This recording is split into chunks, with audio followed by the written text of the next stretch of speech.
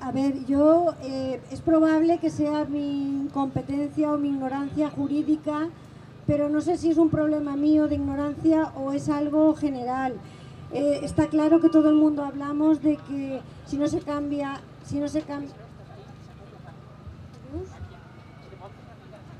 que digo que igual es ignorancia jurídica mía solamente, pero se está hablando mucho del artículo 87.3, de que es la única forma de poder cambiar muchas cosas.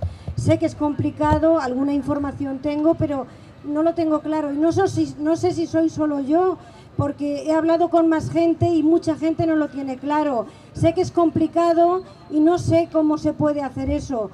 Si de verdad hay más gente, y pediría que levanten la mano, quizá alguien que tenga mucha formación jurídica y de forma resumida y con un lenguaje que podamos entender, sería posible que nos lo explicara un poquito. Por favor. Solo eso, muchas gracias. Y desde luego no pongo en duda el esfuerzo que está haciendo todo el mundo. Y desde luego doy las gracias por ello.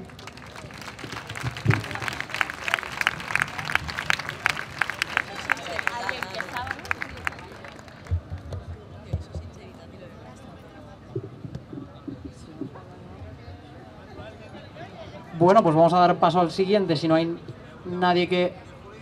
Exactamente, alguien de jurídico, si podría ser, para explicar el artículo 85.3, 87.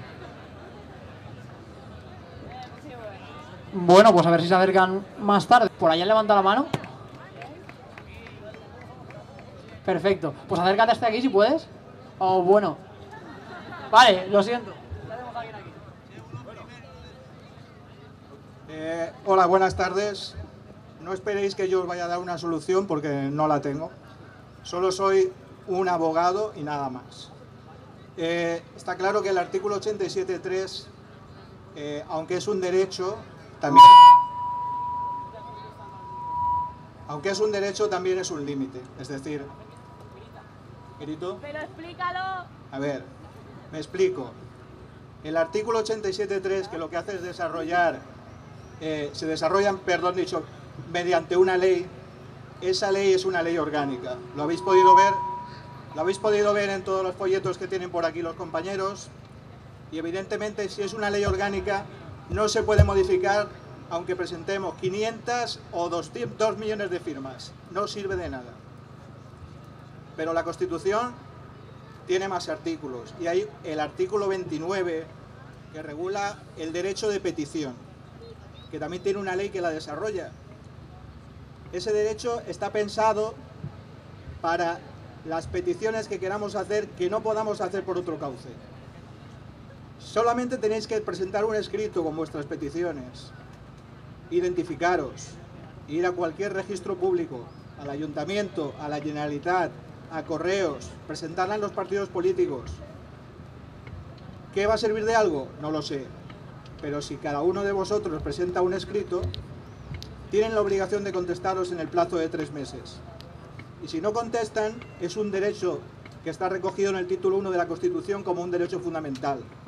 Y por lo tanto tiene tutela jurídica. Es decir, si no os contestan, podéis ir a los tribunales a quejaros de que no se está cumpliendo ese derecho. Es hoy por hoy, a mi entender, que ya digo, solo soy un abogado y nada más, la única vía que podemos utilizar. Eso es lo que puedo deciros, no puedo deciros otra cosa. Podemos protestar, está claro que lo que no sale en la tele deja de existir, y está claro que todo esto sirve de mucho, y todas las manifestaciones, pero si no empezamos a hacer pequeñas cositas, como pueda ser que cada uno de vosotros, que sois todos muy inteligentes, la mayoría manejáis los ordenadores muchísimo mejor que yo, redactáis un escrito con todas las peticiones que tenéis en el decálogo, que son totalmente justas, y las presentáis en los registros, en todos los registros. Y vale lo mismo, yo a mi entender, es más válida 500.000 escritos presentados por separado que un escrito con 500.000 firmas, porque a un escrito les va a dar poca faena, pero 500.000 le va a dar mucha. Muchas gracias.